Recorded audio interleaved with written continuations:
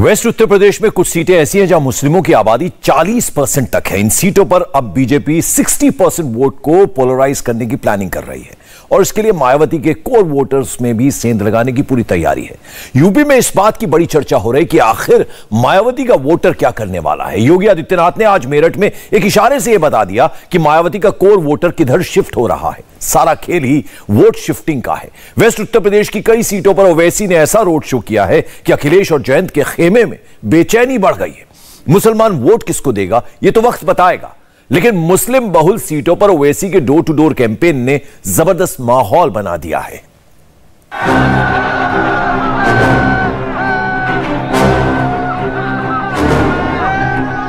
कमल का फूल 2022 में बाइसिकल, इन सबसे दूर वेस्ट यूपी के मुस्लिम मोहल्लों में एकदम नया प्रयोग चल रहा है। जो लोग अब तक ये दावे कर रहे थे कि मुसलमान वोट एक तरफा अखिलेश की तरफ शिफ्ट हो रहा है और जो अखिलेश यादव ये मानकर चल रहे थे कि मुस्लिम वोट तो उनकी पॉकेट के अंदर है, उनके लिए ये तस्वीरें बहुत चिंता और बेचैनी पैदा करने वाली हैं। ये लेटेस्ट तस्वीरें मेरठ की सिवाल खास सीट की हैं, जहां ओवैसी के पीछे मुसलमानों का रैला निकल पड़ा है।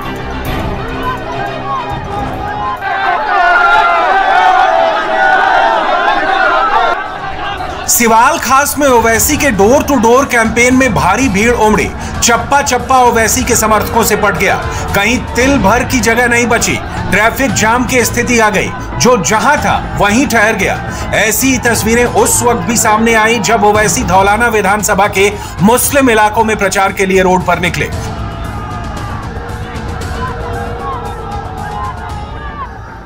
गाजियाबाद के डासना में जब ओवैसी का कारवां निकला तो मुस्लिम मोहल्लों की गलियों में जन सैलाब उमड़ पड़ा।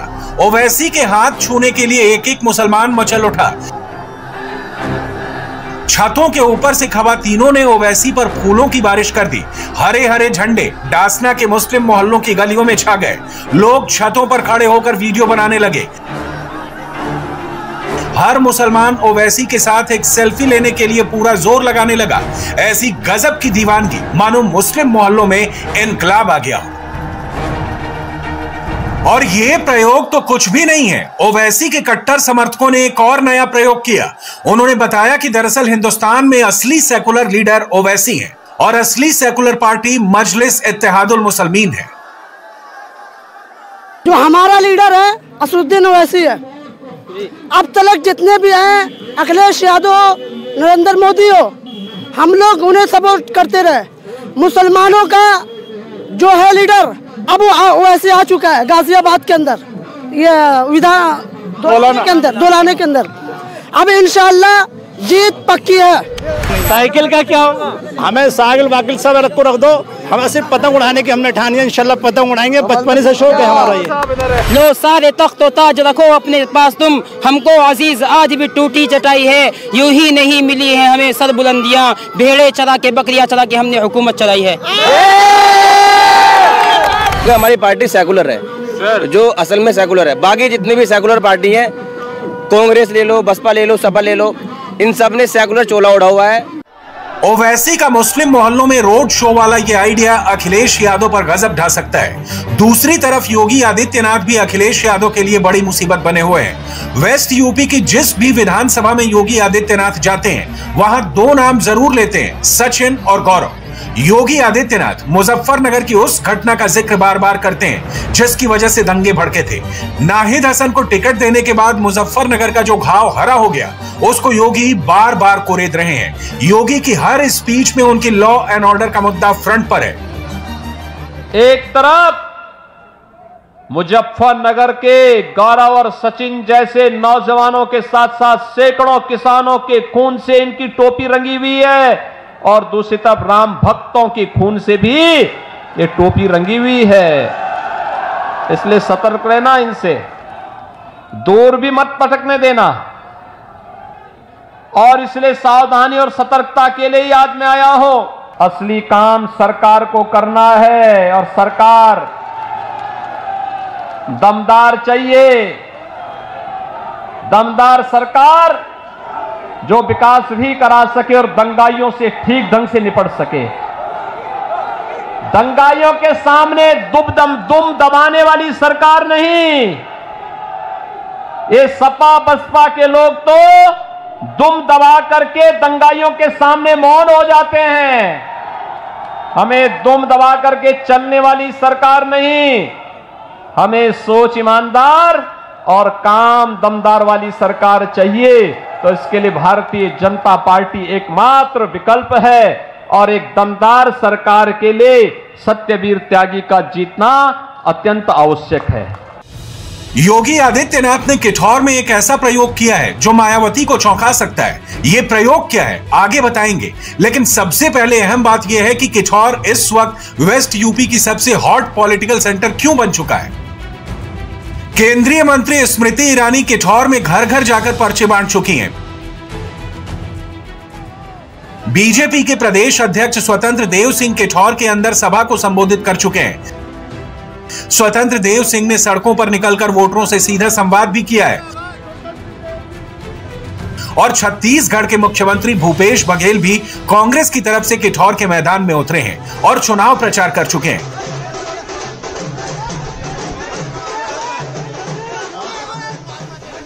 आखिर किठौर सीट में ऐसा क्या है, क्यों किठौर सीट पर सारी पार्टियां अपनी ताकत झोंक रही हैं, आपको समझाते हैं। किठौर में 3 लाख से ज्यादा वोटर हैं। किठौर में मुस्लिम वोटर 1,25,000 है। इसके अलावा गुर्जर वोटर 42,000, ब्राह्मण वोटर 12,000, त्यागी वोटर 18,000, एससी यानी Dalit voter 72,000, Jat voter 19,000, Thakur voter 28,000, Saini voter 8,000, Kashyap voter 8,000, Goswami voter 4,000, Pal voter 5,000 और प्रजापति वोटर 6,000 है। अखिलेश यादव की मुश्किल यह है कि मेरठ की किठौर सीट पर यादव वोट ना के बराबर है। मुस्लिम वोट का बड़ा चंक तो अखिलेश यादव को ही मिलने जा रहा है, लेकिन जीत के लिए उनको जाट वोटों की भागीदारी करनी पड़ेगी। अब देखिए, किठौर में अखिलेश जयंत की रणनीति यह है, यहां 1,25,000 मुस्लिम वोट और 19,000 जाट वोट मिलकर कुल 1,44,000 वोट गठबंधन को पड़ जाए। लेकिन दूसरी तरफ अगर 2017 की तरह ध्रुवीकरण होता है तो पूरा 2,09,000 वोट बीजेपी की तरफ पोलराइज हो सकता है। साल 2017 में किठौर सीट पर बीजेपी के पक्ष में ध्रुवीकरण हो गया था। 2017 में बीजेपी के सत्यवीर त्यागी को 90,622 वोट मिले थे। समाजवादी पार्टी के शाहिद मंजूर को 79,622 वोटों के साथ दूसरे नंबर पर थे। बहुजन समाज पार्टी से लड़े गजराज सिंह को 62,503 वोट मिले थे और लोक दल के मतलूब गौर को 6,598 वोट मिले थे। अब किठौर पर कांग्रेस पार्टी ने भूपेश बघेल को इसलिए उतारा क्योंकि किठौर में दलित और पिछड़ों की आबादी 1.5 लाख से भी ज्यादा है। पिछली बार यहां मायावती की पार्टी को 60,000 से ज्यादा वोट मिले थे और यहां मायावती का कोर वोटर जाटो भी भारी संख्या में है। इसलिए यहां किठौर में योगी आदित्यनाथ ने जब सभा की तो विशेष रूप से जाटो मतदाताओं का जिक्र किया, बाबा साहब अंबेडकर का नाम लिया और यह भी बताया कि उनकी सभा में जाटो समुदाय से आने वाले ग्राम प्रधान भी मौजूद है जो बीजेपी के साथ है। यहाँ पे हमारे ग्राम प्रधानगण भी हैं। ये सभी मैं आपका अभिनंदन करता हूं कि आपने सत्यवीर त्यागी के समर्थन में, भारतीय जनता पार्टी के समर्थन में से सत्यवीर त्यागी जी को समर्थन किया है। ये हमारे जितने भी ग्राम प्रधान है सब जाटो समुदाय से हैं और आज मैं उनका अभिनंदन करता हूं, भारतीय जनता पार्टी का समर्थन करने के लिए इस मंच पर आए हैं। और मैं इसलिए आप सबसे, सभी लोग सहमत हैं सत्यवीर त्यागी चुनाव जीत के जाएंगे, आश्वस्त होकर के जाओ। सभी लोगों से मेरे साथ बोलेंगे, भारत माता की, भारत माता की, भारत माता की। समाजवादी पार्टी ने यहां से अपना दाव शाहिद मंजूर पर लगाया है, जो लगातार 3 बार किठौर से विधायक रह चुके हैं।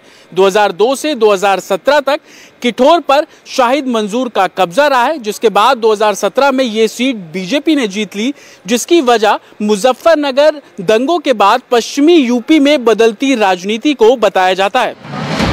और अब एक बार फिर योगी आदित्यनाथ यहां लगातार लॉ एंड ऑर्डर के साथ साथ कांवड़ यात्रा वाला धर्म कार्ड भी खेल रहे हैं।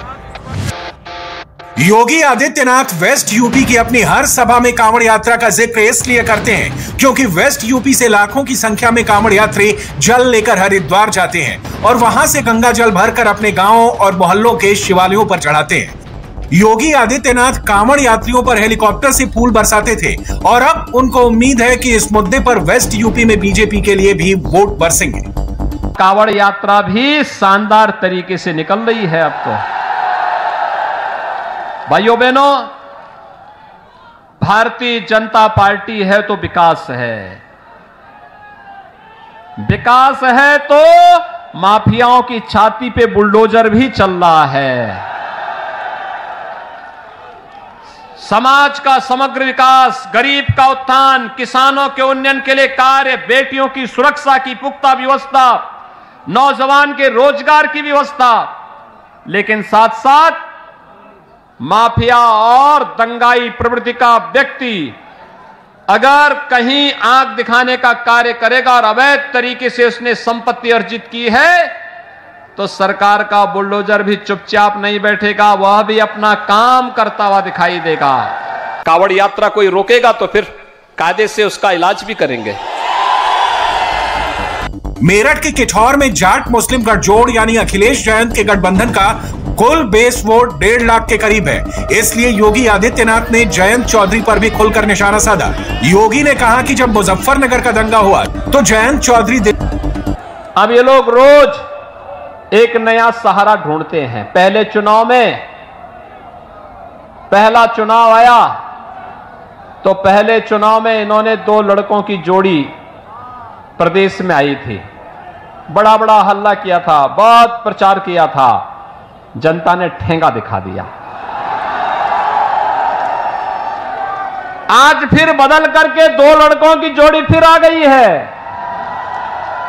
भाइयों बहनों, ये 2 लड़कों की जोड़ी वही है। एक लखनऊ से दंगा करा रहा था, एक दिल्ली से तमाशा देख रहा था।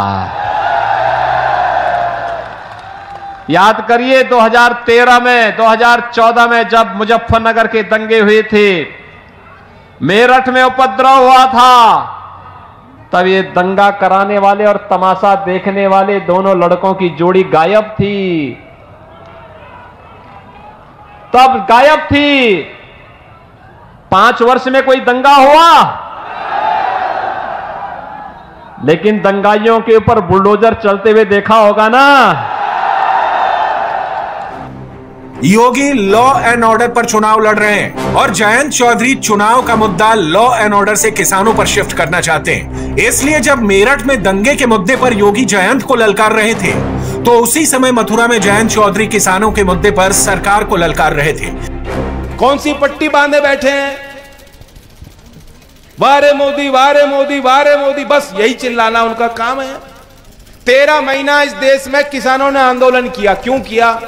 उनकी कोई जिद थी क्या? उनका कोई स्वार्थ था क्या?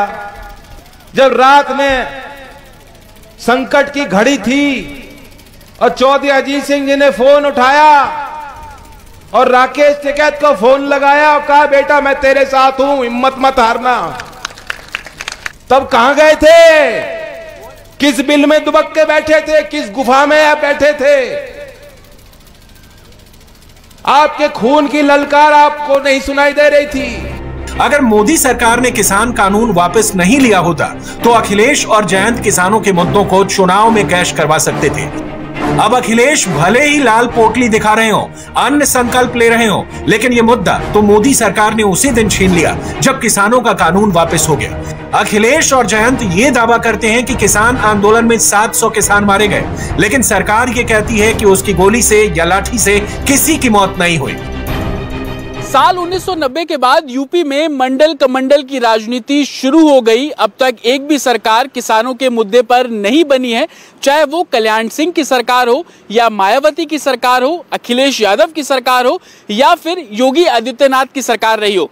पिछले 40 सालों में यूपी में या तो कास्ट फैक्टर या धर्म के आधार पर जो राजनीति है वो की जा रही है, लेकिन इस बार अखिलेश यादव और जयंत चौधरी किसानों के मुद्दे पर चुनाव लड़ रहे हैं। ये एक ऐसा मुद्दा है जिस पर बना कानून प्रधानमंत्री पहले ही वापस ले चुके हैं।